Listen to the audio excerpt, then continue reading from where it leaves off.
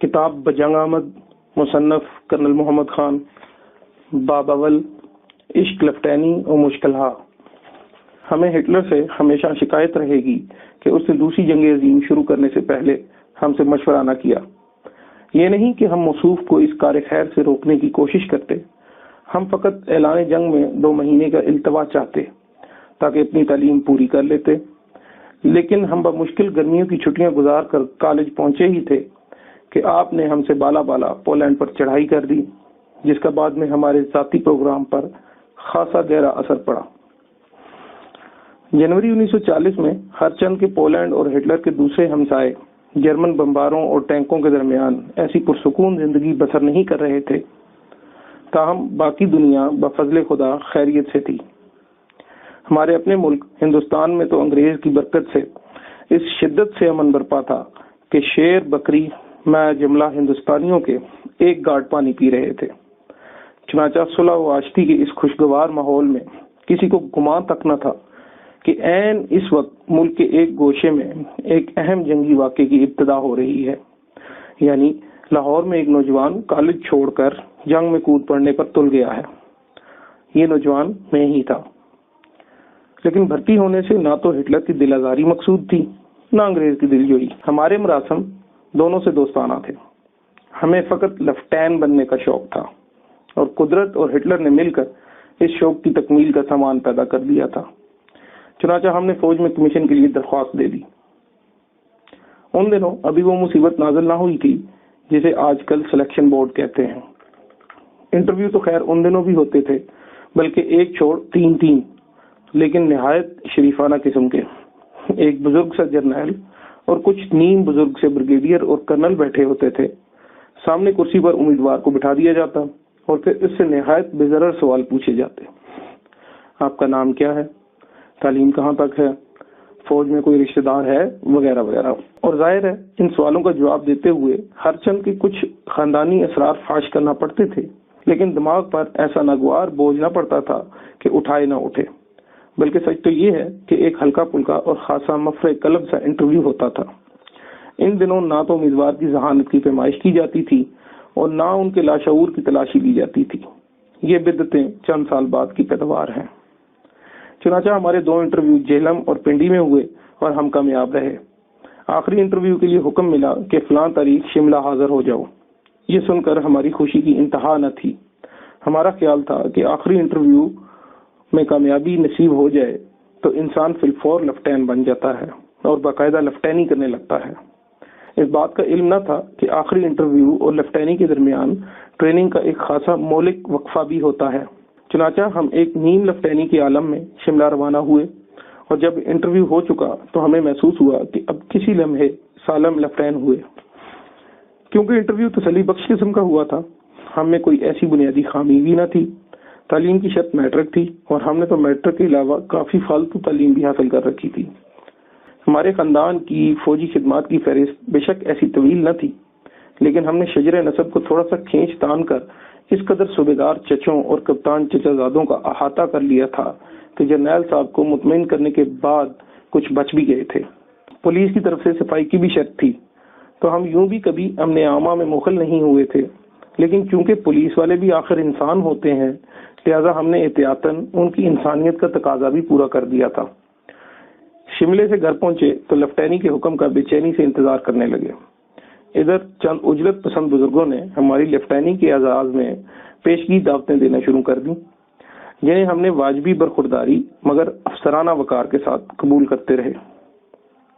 آخر ایک دن ڈاکیا کھلا تار لے کر آیا اور دور ہی سے بولا، لفٹین صاحب لفٹینی مبارک ہو۔ لیکن تار پڑا تو فقط اتنا لکھا تھا، تمہیں OTS مہو میں ٹریننگ کے لیے منتخب کیا گیا ہے، 8 اگست 1940 کو حاضر ہو جاؤ۔ یہ پڑھ کر کچھ مایوسی تو ہوئی، لیکن پھر سوچا کہ آخر لفٹینی ہے، یہ تھوڑا ہی ہے کہ یوں اٹھا کر بانٹ دی جائے۔ اس کے کچھ ادب آداب سکھانے ہوں گے، کچھ خفیہ گر بتانے ہوں گے کہ لفٹینی چلائی کیسے جاتی ہے۔ چنانچہ خوشی خوشی دوستوں سے رخصت ہوئے۔ ہر طرف سے لفٹین صاحب کہہ کر پکارا جا رہا تھا، جو ہمیں بے حد گوار محسوس ہونے لگا۔ بلکہ سچ تو یہ ہے کہ ہماری نشست و برخاست اور لب و لہجے سے بھی لفٹینی ٹپکنے لگی۔ ریل کے سفر کے لیے درجہ اول کا ٹکٹ ملا۔ یہ بھی ہماری عالی جاہی کی علامت تھی۔ ٹکٹ دیکھنے والے ڈبے میں داخل ہوتے تو سر کہہ کر خطاب کرتے۔ خدا جانے انہیں کیسے محسوس ہو جاتا کہ یہ عام آدمی نہیں، لیفٹیننٹ ہے۔ بہرحال ہم ان سے وہی سلوک کرتے جو ایک افسر کو درمیانہ درجے کے سرکاری ملازم سے کرنا چاہیے۔ ہم سفروں میں انگریز بھی تھے۔ یہ لوگ اگر ہم سے بولنا چاہتے تو پہلے کہتے معاف کیجیے گا اور پھر عرض مدعا کرتے۔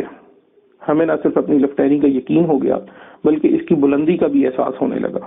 چنانچہ دلی سے آگے جب گاڑی میں ہم ایسے لیفٹینوں کی تعداد کافی ہو گئی تو موضوع گفتگو زیادہ تر یہی رہا کہ لیفٹینی اور کپتانی میں آخر فرق کیا ہے، اور اتفاق رائے اس بات پر ہوا کہ معمولی فرق ہے۔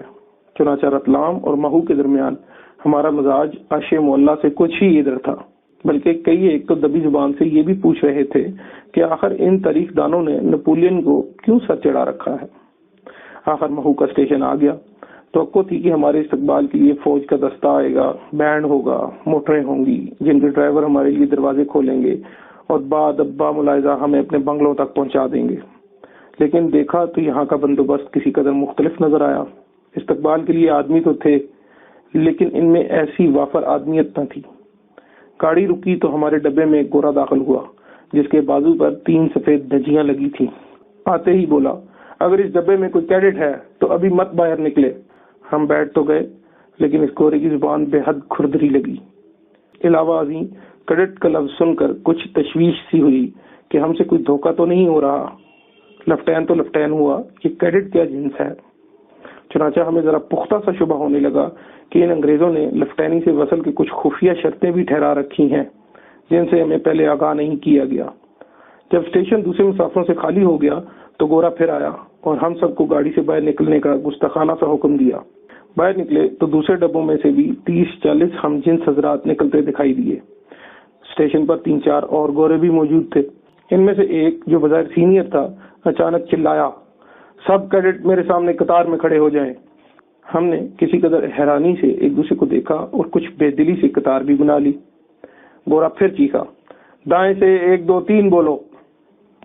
ہم نے حکم کی تعمیل تو کی لیکن محسوس ہوا کہ یہ سلوک ہماری شان کے شایان نہیں۔ آخر ہم رنگروٹ تو تھے نہیں جو قطاریں بناتے پھرتے یا گنتی شروع کر دیتے۔ بہرحال ہمیں 3 ٹولیوں میں تقسیم کیا گیا اور پھر وہی گورا بولا، باہر 3 ٹرک کھڑے ہیں، ہر ٹولی ایک ٹرک میں سوار ہو جائے۔ ہمیں یقین ہو گیا کہ ضرور کوئی غلط فہمی ہوئی ہے۔ کچھ بھی ہو، ہمیں ٹرکوں میں لے جانا شاید غلطی بلکہ بے ادبی ہے۔ موٹر کاریں ہونا چاہیے تھیں مگر سوچا کہ ان معمولی ٹامیوں سے الجھنا ہمیں زیب نہیں دیتا۔ چنانچہ ہم نے کلیوں کو آواز دی کہ ہمارا سامان ٹرکوں میں ہی رکھ دیں۔ ہمارا یہ کہنا تھا کہ گورا گرج کر بولا، کیا کہا کلی؟ تم فوجی اسکول میں آئے ہو، اسپتال میں نہیں۔ اپنا سامان خود اٹھاؤ، ٹرکوں میں لا دو اور اوپر بیٹھ جاؤ یا کھڑے رہو، سمجھے؟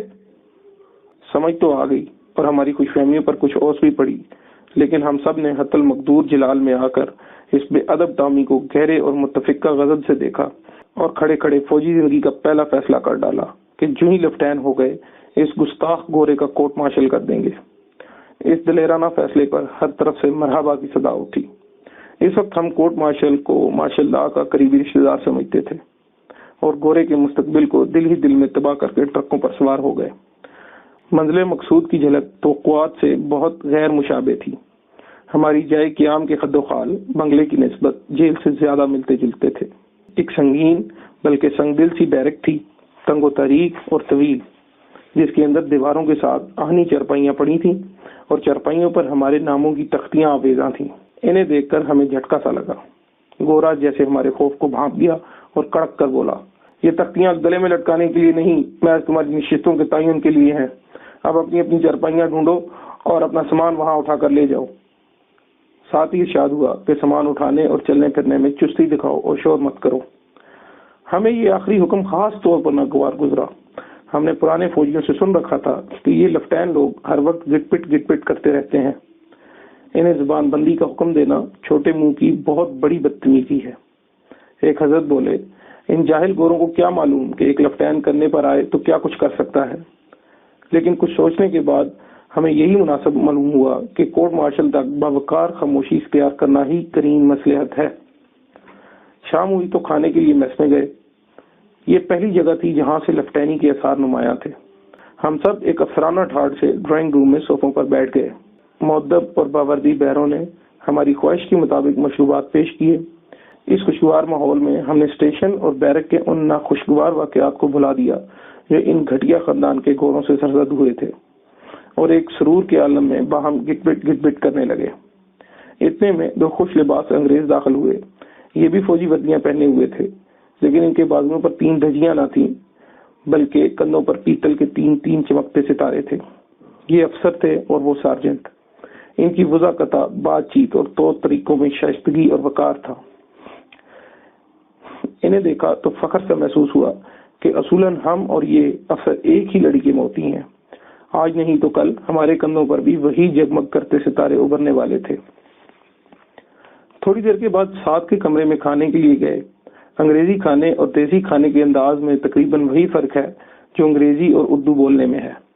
جس طرح ایک نوآموز کی زبان سے انگریزی الفاظ یا محاورے پھسل جاتے ہیں، اسی طرح ہمارا انگریزی مٹر گوشت بھی ہمارے اناڑی چھری کانٹوں کی زد میں نہ آتا تھا۔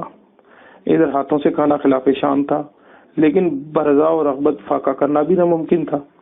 لہذا جس طرح بولتے بولتے انگریزی جواب دے جائے تو اردو پر ہاتھ یا زبان صاف کر لی جاتی ہے، اسی طرح جہاں انگریزی چھری کانٹے سے کام نہ چلتا، ہم آنکھ بچا کر انگلیوں سے ہی بوٹی اچک لیتے، گویا انگریزی کھانا اردو میں کھا لیتے۔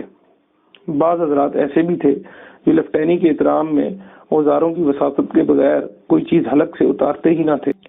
ان میں سے کئی ایک کو دیکھا کہ چھری کانٹا لیے پلیٹ میں مٹروں کا تعاقب کر رہے ہیں، اور مٹر ہیں کہ ادھر ڈوبے ادھر نکلے، ادھر ڈوبے ادھر نکلے۔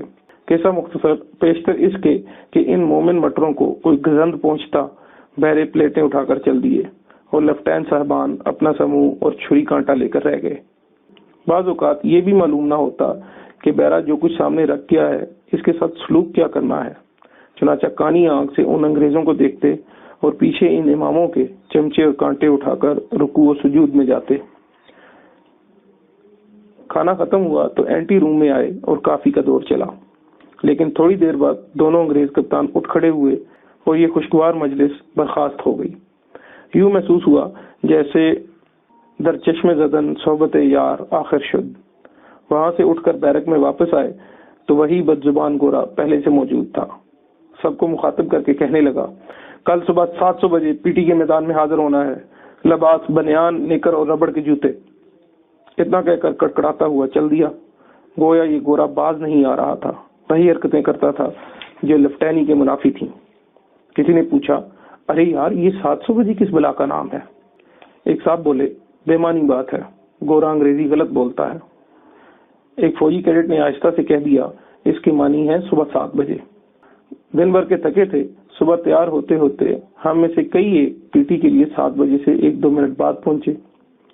کالج میں ہم گھنٹوں دیر سے پہنچا کرتے تھے، اور اگر پروفیسر صاحب کے ماتھے پر ایک آدھ ہلکی سی شکن آ جاتی تو لمحے بھر میں بغیر استری کے ہموار بھی ہو جاتی تھی۔ لیکن اس گورے نے جو ہمیں ذرا دیر سے آتے دیکھا تو کچھ اس انداز سے چلایا گویا بھونچال آ گیا۔ رہیں اس کی پیشانی کی شکنیں تو ان کی اصلاح کے لیے استری کی بجائے روڈ رولر درکار تھا۔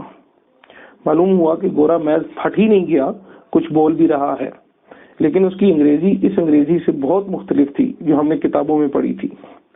گورے کے الفاظ تو خیر ہماری سمجھ میں نہ آئے، لیکن ان کی تاثیر ہمارے دلوں میں آنن فانن سرایت کر گئی، کیونکہ اس کے ہر لفظ کے ساتھ ہماری رہی صحیح لفٹینی بتدریج زائل ہو رہی تھی۔ ہم خاموشی سے کتاروں میں کھڑے ہو گئے اور پی ٹی شروع ہوئی۔ پہلے تو ہمیں میدان کے ارد گرد دوڑایا گیا، یعنی ڈبل کرایا گیا۔ ڈبل کے یہ معنی ہمیں پہلی دفعہ معلوم ہوئے۔ بعد ازاں چند ایسے زاویوں پر جھکنے کا حکم ملا جو فطرت کی منشا کے سراسر خلاف تھے۔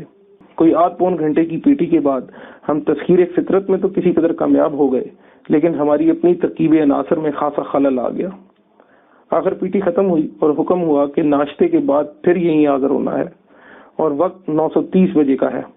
فوجی کیڈٹ سے معنی پوچھے تو معلوم ہوا کہ صبح کے 9:30 بجے مراد ہے۔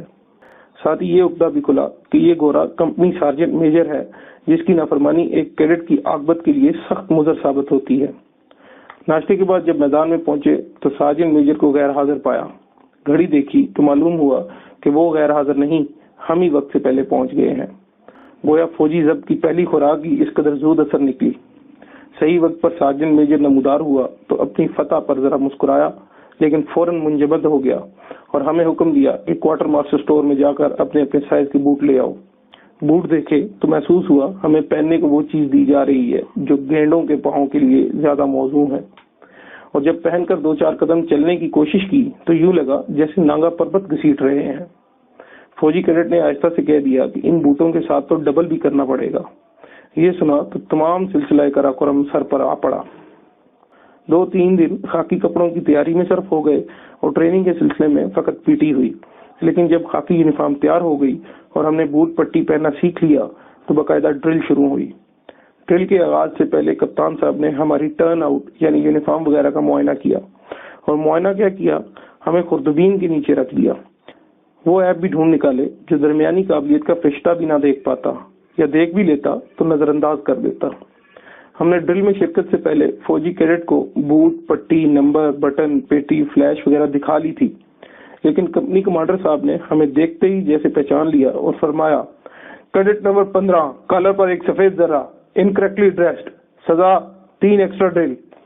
سارجنٹ میجر نے جو کاپی پینسل لیے کمپنی کمانڈر کے ارشادات قلم بند کر رہا تھا، فوراً ہمارے مال نامے میں ہماری سزا کا اندراج کیا۔ کم و بیش ایسا ہی حشر ہر کیڈٹ کا ہوا، حتیٰ کہ بیچارے فوجی کیڈٹ بھی نہ بچ سکے جو بظاہر پیدا ہی یونیفارم میں ہوئے تھے۔ اس کے بعد ڈرل شروع ہوئی اور خوب تیزی اور تندی سے حکم ملنے لگے۔ سیدھے دیکھو، چھاتی باہر، تھوڑی اوپر، بازو ہلاؤ، ہالٹ، ہلو مت، مکھی مت اڑاؤ، ہنسو مت، وغیرہ وغیرہ۔ ان سب میں ہلو مت کے حکم پر عمل کرنا عذاب عظیم تھا۔ سیدھے بت بنے کھڑے ہیں کہ کان پر کھجلی محسوس ہوتی ہے، اب ہاتھ کو جنبش دینا جرم ہے، کندھا کان تک نہیں پہنچ سکتا، کان کا خود ہلنا منشائے فطرت نہیں، اور وہاں تک ہاتھ لے جانا منشائے سارجنٹ نہیں۔ عین اسی وقت ایک مکھی ناک پر نازل ہوتی ہے۔ مکھی کو فنا کرنے کی بے پناہ خواہش دل میں پیدا ہوتی ہے، لیکن سارجنٹ سے آنکھ بچانا کرامن کاتبین سے آنکھ بچانا ہے۔ مکھی پر دست درازی کا خیال آتا ہے تو سارجنٹ گویا ہاتھ ہلانے کے خیال ہی کو دیکھ لیتا ہے اور اپنی کوکنی انگریزی میں چلا اٹھتا ہے، ڈونٹ کل نو فلائی، یعنی مکھی مت مارو۔ ہاتھ وہیں کا وہیں سوکھ جاتا ہے اور مکھی نہایت اطمینان سے ناک کے نشیب و فراز کا معائنہ کرتی ہے۔ ایسے اشتعال انگیز حالات میں بے حرکت کھڑے رہنا صحیح معنوں میں نفس کشی تھی۔ اس وقت زندگی کی واحد خواہش صرف اتنی ہوتی کہ کب ڈرل ختم ہو اور جی بھر کر ناک اور کان کھجائیں، اور بالآخر جب ڈرل ختم ہوتی اور ہم بلا خوف تعزیر کانوں کو چھو سکتے اور مکھیوں کو اڑا سکتے تو ہمیں محسوس ہوتا کہ کان کھجانا اور مکھی اڑانا بھی کس قدر عظیم عیاشی ہے، بلکہ اسی خوشی میں وہ آبلے بھی بھول جاتے جو آہنی بوٹوں کے اندر ہی بنتے اور پھوٹتے تھے۔ لیکن اس بے دریغ ڈرل کا ایک پہلو ضرور تھا جس نے اس کی درستی کو گوارا کر دیا تھا، اور وہ تھی سارجنٹوں کی لامتناہی پھبتیاں جو وہ بے بس کیڈٹوں کی حرکات پر کستے تھے۔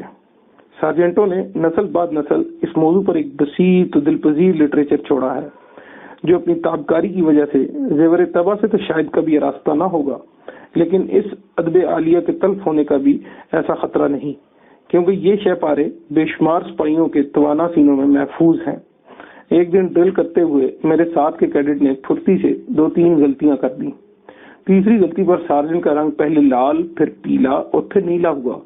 ایک سمے کے لیے جہاں کھڑا تھا وہیں رک گیا، پھر باقی دنیا و ما فیہا سے قطع نظر کرتے ہوئے خطاکار کیڈٹ کی طرف بڑھا، اور جب سارجنٹ اور کیڈٹ کا درمیانی فاصلہ 0 تھا، یعنی دونوں کی ناکیں چھو رہی تھیں، تو سارجنٹ الفاظ پیس کر اپنے شکار سے یوں مخاطب ہوا، میں جب بھی تمہیں دیکھتا ہوں ضبط تولید سراسر جائز معلوم ہونے لگتا ہے۔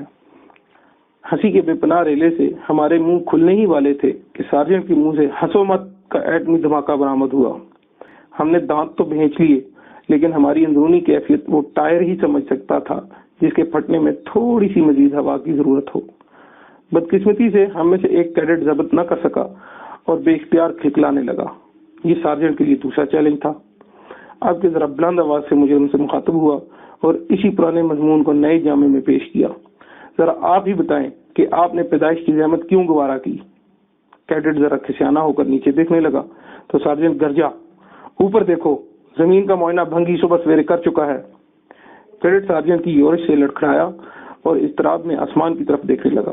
اس پر سارجنٹ دوسرے کیڈٹوں کو مخاطب کر کے کہنے لگا، ذرا دیکھنا، اب یہ حضرت براہ راست خدا سے آرڈر لینا چاہتے ہیں۔ پھر کیڈٹ کی طرف مڑ کر چلایا، میری ناک کی سیدھ میں دیکھو، خدا بہت بلند لیول پر ہے۔ پریڈ کے بعد اس کیڈٹ کا وزن خاصا ہلکا ہو چکا تھا۔ ڈرل کے بعد تمام پیریڈ پڑھائی یا پستول اور مشین گن وغیرہ کی سکھلائی کے تھے۔ اگرچہ لیکچروں کے کمروں تک جانا بھی چپے راست یا ڈبل کے تابع تھا، تاہم کمروں کے اندر دست و پا کی حرکات پر پابندی نہ تھی۔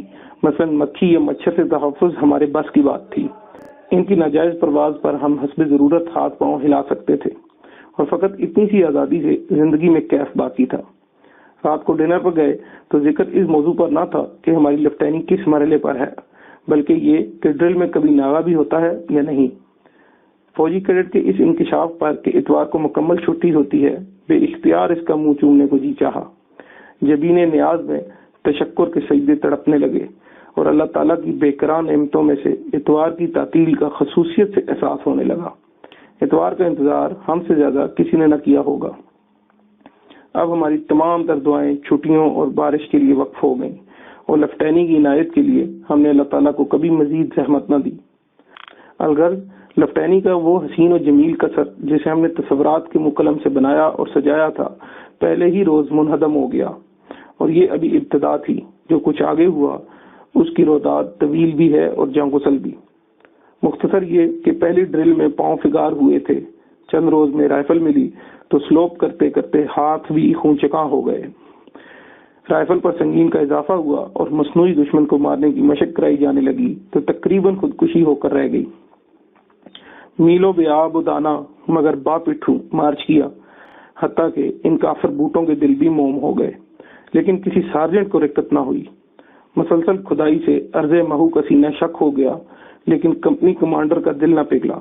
کمانڈنٹ صاحب نے ہمارے کھودے ہوئے مورچوں کے ہر خط اور زاویے کا جائزہ لیا، لیکن ہمارے زخم جگر کی خبر نہ لی۔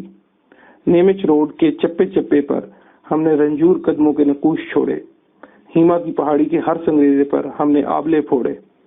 ہماری ہر صبح 24 گھوڑے پر سے کودنے اور رسے پر چڑھنے میں صرف ہوئی، اور ہماری ہر شام بے مرچ اور بد ذائقہ انگریزی ڈنر کی وجہ سے حرام ہو گئی۔ ایکسٹرا ڈرل سے بچنے کے لیے ہسپتال میں داخل ہونے کی بارہا کوشش کی، لیکن ناکام رہے۔ دیسی کھانے کے لیے باورچی کی 1000 منتیں کی، لیکن بدبخت سارجنٹ کے ڈر سے راضی نہ ہوا۔